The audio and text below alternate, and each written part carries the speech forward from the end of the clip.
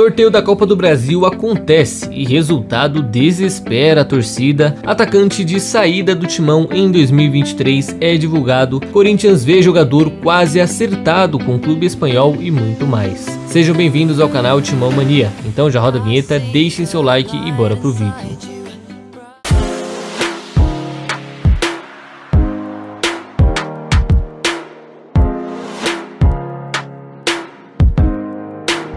Fala aí, fiel, tudo certo com vocês? Bom, nesta manhã foi definido aí o mando de campo dos dois jogos da final entre Corinthians e Flamengo pela Copa do Brasil. O Corinthians fará aí o seu primeiro jogo em casa, dia 12 de outubro, e decidirá no Maracanã no dia 19. Pois é, e por mais que batendo o olho de primeira nesse sorteio já não agrada tanto, né, pode até desanimar alguém, porque jogar no Maracanã é realmente complicado, porém, trago aqui um dado importantíssimo para levar essa decisão aí pro Maracanã com muito mais confiança, que é, nas 3 vezes em que o Corinthians foi campeão da Copa do Brasil, decidiu fora de casa. Pois é, pra vocês verem aí, ó, em 95, diante do Grêmio, foi lá no Olímpico, no Rio Grande do Sul. Em 2002, contra o Brasiliense, no Cerejão, no Distrito Federal. E agora, o mais recente, contra o Inter em 2009, também no Rio Grande do Sul, mas dessa vez no Beira-Rio. Ou seja, não é muito estranho pro Corinthians decidir um jogo de Copa do Brasil fora de casa. O problema, né, é que nem tudo são flores, e pô, em 2008, um ano antes, né, de conquistar em 2009, a gente decidiu também fora de casa contra o Sport na Ilha do Retiro. No primeiro jogo foi 3-1 no Morumbi e já levamos até com vantagem pra lá. Só que, por conta do gol fora de casa, né, que ainda tinha nessa época, o Corinthians acabou levando 2-0 e sendo eliminado ali mesmo. Então, também não foi sempre que a gente foi campeão fora de casa, mas essas outras 3 vezes a gente foi. Enfim, até tem outro dado pra quem não ficou contente com esse, que é, a final será no dia 19 de outubro, que é justamente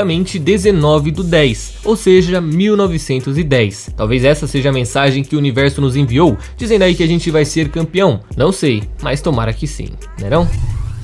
Um assunto que também vem sendo muito comentado referente a essa final de Copa do Brasil, claro, é o treino aberto antes das decisões. Pode ser só antes do jogo de volta ou do jogo de ida, mas a preferência da torcida é que tenham 2 treinos abertos antes dos 2 jogos. O pedido foi levantado inicialmente pela torcida organizada Camisa 12, que além do treino aberto pediu também a liberação dos bandeirões e sinalizadores, por exemplo, para a festa nas arquibancadas. Lembrando que a última vez que teve um evento desse tipo em Itaquera foi no dia 8 de julho, na apresentação do Yuri Alberto, dias depois da classificação em cima do Boca. E nessa ocasião, vale até lembrar, algumas organizadas não estiveram presentes, como a Gaviões, por exemplo, porque a Polícia Militar, por ordem de cima, proibiu qualquer tipo de objeto, como bandeirão e sinalizadores, por exemplo, na entrada do estádio. Mais ou menos como funciona em dia de jogo, mas era dia de treino, não tinha torcida adversária. Então, o pedido dessa vez, e bem reforçado por sinal, é para que seja tudo liberado e a torcida possa fazer sua festa à vontade, que é o que nós mais queremos, né? Vamos falar a verdade? Tem gente aí que vai para esse treino aberto mais a fim de realmente ver a festa da torcida do que de fato ver o pessoal lá treinando, né não?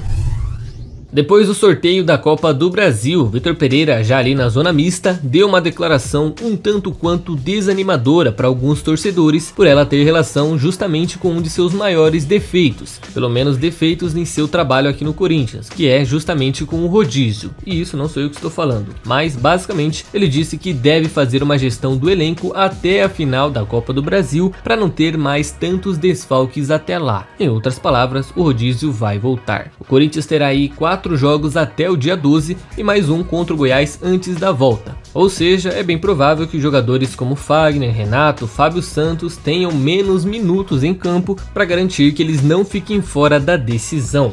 E aí, o que vocês acham dessa atitude? Bom, até sobre isso, né, e fora do Corinthians, vale ressaltar que o Arrascaeta, que é o grande craque do Flamengo, nosso adversário na final, segundo relatos, estaria jogando no sacrifício no final desse ano e pode até estar fora da final da Copa do Brasil por problemas com pubalgia. Pois é, há uma pequena chance dele estar fora e eu acho que com esse rodízio é bem isso que o Vitor Pereira quer evitar com craques como, por exemplo, o Renato Augusto, certo?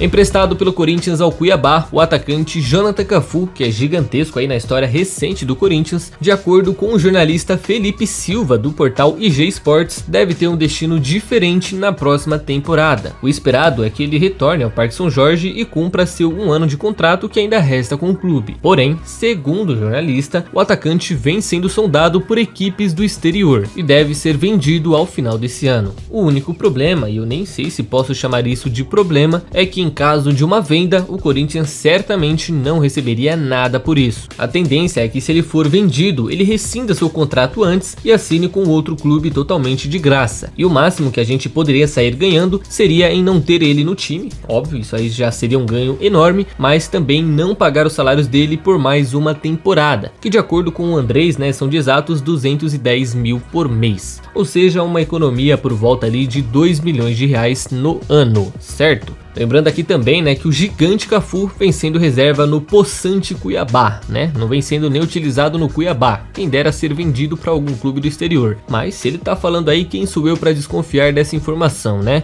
Enfim, bora só torcer para que ele seja vendido e que não se represente aqui no ano que vem. Fora Cafu! Após não acertar a renovação de seu contrato, o meio-atacante Kevin, de apenas 19 anos, autor até de 2 golaços na última copinha, acho até que vocês estão lembrados, não deve mesmo permanecer no timão em 2023, já que nessa semana, segundo aí algumas informações, o Almeria da Espanha, que na última temporada conseguiu acesso para a primeira divisão do país, se aproximou de um acerto com o jogador. Os espanhóis estão próximos de acertar um pré-contrato e, portanto, a partir de janeiro, ele já poderia se transferir de graça para a Europa e começar sua nova jornada por lá. Lembrando aqui que quando isso acontecer, porque vai acontecer uma hora, o Corinthians já não terá mais nada ligado ao jogador. No máximo aí, para ainda falar que tem alguma coisa, vai ter direito a menos de 4% dos valores de uma futura negociação do garoto, e isso por causa do mecanismo da FIFA. Só que pô, menos de 4% eu não sei nem se é o bastante para se animar, mas é o que o Corinthians vai ter direito. Detalhe que o seu parceiro de base, né, o Lucas Beleze, zagueiro, jogador mais jovem até a estrear pelo timão, também segue o mesmo rumo. Não renovou e nem deve renovar e ainda não tem o seu destino definido. Lembrando também que o motivo para os dois não terem renovado foi basicamente por causa de dinheiro. O empresário pediu tanto, o timão não gostou e os dois estão fora, certo? O Corinthians divulgou o balancete do primeiro semestre desta temporada e pela 30ª vez seguida com o superávit nas contas, mais precisamente em 2 milhões de reais. Se for contar apenas na parte do futebol, as coisas ainda até melhoram, são 15 milhões de lucro nas contas. Porém, para chegar a esses 2 milhões, houve aí um desempenho mais uma vez terrível no clube social, que apontou um déficit de 13 milhões de reais. E pô, segue dando prejuízo atrás de prejuízo, infelizmente não tem como separar.